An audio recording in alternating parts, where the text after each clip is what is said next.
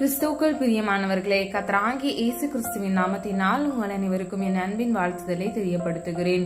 கர்த்தர் இன்று உங்களுக்காக கொடுக்கும் அதிசயமான வசனம் ரோமர் 8வது அதிகாரம் 25வது வசனம். நாம் காணாததை நம்பினோம் ஆகில் அது வருகிறதற்கு பொறுமையோட காத்திருப்போம். ஹல்லேலூயா.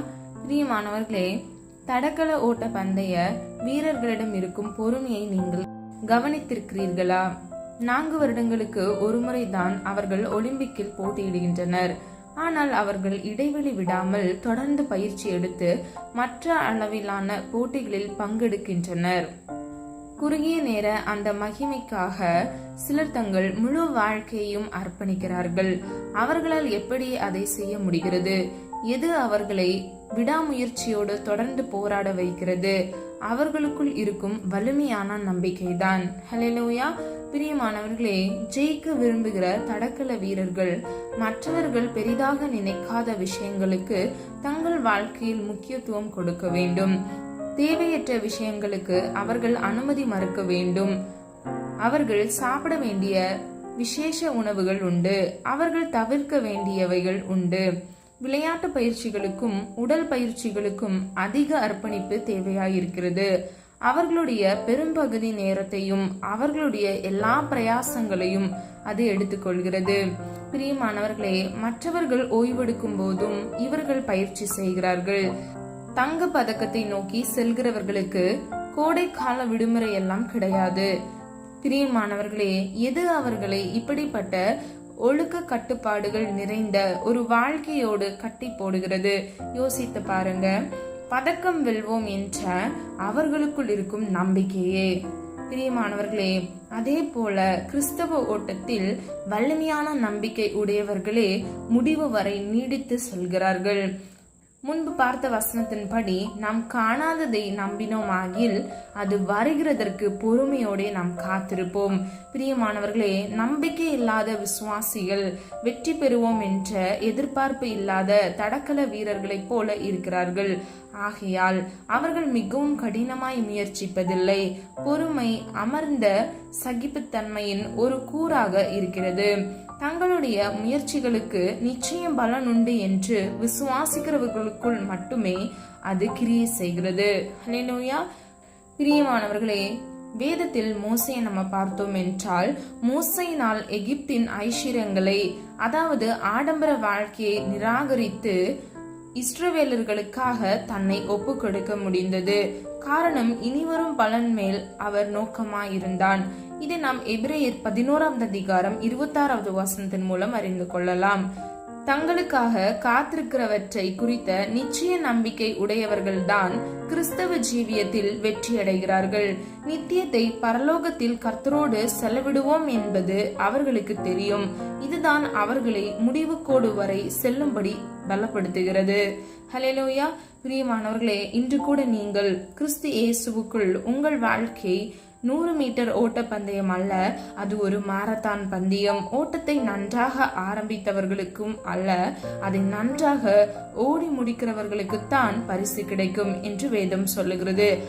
ஆகையால் உங்கள் நிச்சய நம்பிக்கையை அவருக்குள் காத்து கொள்ளுங்கள். அப்பொழுது உங்களால் வெற்றிகரமாக ஓடி முடிக்க முடியும். ஹல்லேலூயா. தீர்மானம் எடுங்க. தானியேல் இருதயத்தில் தீர்மானம் எடுத்தார். தீர்மானத்தின்படி அவர் கிரியை நடப்பித்தார். அதனால் மாத்திரமே அவருடைய தலை உயர்த்தப்பட்டது என்று நம்ம வேதத்தில் நம்ம அறிந்து கொள்கிறோம். பிரியமானவர்களே, இன்னைக்கு உங்களுடைய வாழ்க்கையில் உங்களுடைய நம்பிக்கை கர்த்தர் மேல் மாத்திரமே இருக்க வேண்டும். அது மாத்திரமல்ல, வலிமையான பொறுமை உங்களுக்குள் இருக்க வேண்டும். நிச்சயமான நம்பிக்கை உங்களுக்குள் இருக்கும் பொழுது வலிமையான பொறுமையோடு இந்த ஓட்டப்பந்தயத்தில், இந்த விசுவாச ஓட்டத்தை நீங்கள் ஓடி முடிக்க முடியும். ஹல்லேலூயா. பிரியமானவர்களே, இன்னைக்கு அநேக பேர்கிட்ட இல்லாதது பொறுமை மாத்திரமே. அவங்க என்ன பண்ணுவாங்க? அவசரமாக முடிவுகளை எடுத்து வழி தப்பி போய் விடுவார்கள். கர்த்தர் உங்களுக்கு என்று ஒரு ஓட்டத்தை வைத்திருக்கிறார், உங்களுக்கு என்று ஒரு வழியை வைத்திருக்கிறார். அதன் வழியாக நம்ம உட்பிரவேசிக்கும் போது நம்முடைய வாழ்க்கையில் தீங்கு அணுகாது. தீங்கு அணுகிறது போல சூழ்நிலை வரலாம், ஆனால் கர்த்தர் அவருடைய அன்பினால் நம்மை தாங்கிக் கொள்வார். அவருடைய இரக்கத்தின் வல்லமையினால் நம்மை அணைத்துக் கொள்வார். பிரியமானவர்களே, நம்ம எல்லாரும் பொறுமையோடு கர்த்தர் மேல் நிச்சயமான நம்பிக்கை உடையவர்களாய் நாம் இந்த விசுவாச ஓட்டத்தை ஓடி முடிக்கிறவர்களாய் நாம் இருக்க வேண்டும். ஹல்லேலூயா. அது மாத்திரமல்ல, முடிவு பரியந்தம் வரை நிலைத்திருக்கிறவனே ரட்சிக்கப்படுவான் என்று வேதம் சொல்லுகிறது. அப்ப நம்ம எல்லாரும் இந்த ஓட்டத்தை ஆரம்பிக்கிறோம், ஆனா ஜெயத்தோடு முடிக்கிறவர்களாய் நாம் இருக்க வேண்டும் என்றால், முடிவு பரியந்தம் வரை நாம் நிலைத்திருக்க வேண்டும் என்றால் நிச்சயமான நம்பிக்கை நமக்குள் இருக்க வேண்டும், வலிமையான பொறுமை நமக்குள் இருக்க வேண்டும். நம்ம எல்லாரும் ஒரு மனம் தான் ஜெபிக்கலாமா? அன்பின் பிதாவே அப்பா, இந்த நல்ல நாளுக்காக நன்றியோடு துதிக்கிறேன், ஸ்தோத்திரிக்கிறேன் அப்பா. நாங்கள் அறிந்தும் அறியாமல் செய்த தவறுகளை மன்னிங்க தகப்பனே. எங்களிடத்தில் அநேக குற்றங்கள் உண்டு, குறைகள் உண்டு அப்பா, தயவாய் மன்னிங்கப்பா.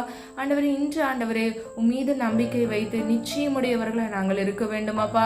எத்தனையோ தேவைகள் இந்த உலகத்தில், எத்தனையோ போராட்டங்கள் எங்களுடைய வாழ்க்கையில இருந்தாலும் அப்பா, வலிமையான பொறுமையோடு அப்பா, நீர் எங்களுக்கென்று அழைத்த அழைப்புக்கு அப்பா, உம்முடைய சித்தத்தின்படி அப்பா எங்கள் வாழ்க்கையில் நாங்கள் நடக்க கிருபை செய்வீராக. பொறுமையோடு ஆண்டவரே அப்பா, உம்முடைய சமூகத்தில் காத்திருந்து வெற்றியை சுதந்திரத்துக் கொள்கிறவர்களாக நாங்கள் ஒவ்வொருவரும் மாற கிருபை செய்யுங்க தகப்பனே. இந்த காணொலியை கேட்டுக்கொண்டிருக்கிற உம்முடைய பிள்ளைகளின் தேவைகளை சந்திங்க தகப்பனே. உம்முடைய பிள்ளைகள் கையிட்டு செய்கிற காரியங்களை ஆசிர்வதிங்கப்பா, கையின் பிரயாசத்தை ஆசிர்வதிங்க தகப்பனே. நன்மையினால் அப்பா திருப்தியாக்குங்கப்பா. ஒவ்வொரு பிள்ளைகளையும் பேர் பெற ஆசீர்வதிக்கும்படியாய் ஜெபிக்கிறேனப்பா. குதிரையோ இத்தனை நாளுக்கு ஆயத்தமாகும், ஜெயமோ கர்த்தரால் வரும் என்று சொன்ன வசனத்தின்படி அப்பா, உம்முடைய ஆசீர்வாதத்துக்கு காத்திருக்கிற வெற்றியை சுதந்திரத்துக் கொள்ள வேண்டும் என்று தகுதியுடைய ஒவ்வொரு பிள்ளைகளுக்கும் அப்பா, இயேசுவின் நாமத்தினால் அதி சீக்கிரத்தில் ஒரு அற்புதத்தை காண கிருபை செய்யுங்க தகப்பனே. உண்மையே நம்பி இருக்கிறோம் அப்பா. உண்மை நோக்கி பார்த்த முகங்கள் வெக்கப்பட்டு போவதில்லை என்று சொன்னீங்களே அப்பா. உம்மை நோக்கி பார்த்து அப்பா விடுதலைக்காக ஆண்டவர் ஒரு அற்புதத்துக்காக காத்திருக்கிற ஒவ்வொரு பிள்ளைகளுடைய வாழ்க்கையில அற்புதத்தை காண கிருபை செய்யுங்க தகப்பனே. வியாதியோடு, நெருக்கத்தோடு, பாரத்தோடு, கடன் பிரச்சனையில் அப்பா, குழந்தை இல்லாமல் அப்பா கஷ்டப்படுகிற ஒவ்வொரு பிள்ளைகளுக்கும் இயேசுவின் நாமத்தினால் ஒரு விடுதலையை கட்டளையிடும்படியாய் ஜெபிக்கிறேன் தகப்பனே. அப்பா, வேலை இல்லாமல் கஷ்டப்படுகிற ஒவ்வொரு பிள்ளைகளுக்கும் அப்பா உம்முடைய சித்தத்தின்படி ஒரு நல்ல வேலையை ஆயத்தப்படுத்தி கொடுக்கும்படியாய் ஜெபிக்கிறேன் தகப்பனே. உமக்கு பிரியமாய் வாழ கிருபை செய்யுங்க தகப்பனே. இவர்களை மாத்திரமல்ல, இவர்கள் குடும்பங்களையும் இயேசுவின் ரத்த கோட்டைக்குள் மூடி மறைத்து பாதுகாத்துக் கொள்ளுங்க. இம்மட்டும் வழிநடத்தி வந்த தேவன் இனிவரும் நாட்களிலும் அப்பா கண்மணி போல் பாதுகாத்துக் கொள்ளுங்கப்பா. இந்த காணொலியை பார்த்து கொண்டிருக்கிற ஒவ்வொரு பிள்ளைகளின் அப்பா வெவ்வேறு விதமான தேவைகளை கர்த்தர் சிந்தித்து அற்புதமாய் அப்பா ஜீவனுள்ள சாட்சியாக பிள்ளைகள் நிற்க கிருபை செய்வீராக தகப்பனே. விழுந்து போய் சோர்ந்து போய் இருக்கிற ஒவ்வொரு பிள்ளைகளின் கைகளை தூக்கி இயேசுவின் நாமத்தினால் அப்பா அவர்களை விடுதலை செய்யும்படியாய் ஜெபிக்கிறேன் அப்பா. இழந்த சந்தோஷத்தையும் சமாதானத்தையும் இரட்டிப்பாக இயேசுவின் நாமத்தினால் நீர் கட்டளையிடும்படியாய் ஜெபிக்கிறேன் அப்பா. ஒவ்வொருவரும் அப்பா இந்த விசுவாச ஓட்டத்தை ஓடி முடிக்க அப்பா வெற்றியை சுதந்திரித்துக் கொள்ள தகப்பனே இயேசுவின் வளமுள்ள நாமத்தினால் கிருபைகளை கட்டளையிடுங்கப்பா. அதிகாலை தோறும் உடைய கிருபை புதிதா இருக்குமே தகப்பனே. அதிகாலையில் எழுந்து ஜெபித்து அப்பா வெற்றியை சுதந்திரித்துக் புது புது கிருபையினால் நன்மையினால் உம்முடைய பிள்ளைகளை நீர் அலங்கரிப்பீராக தகப்பனே.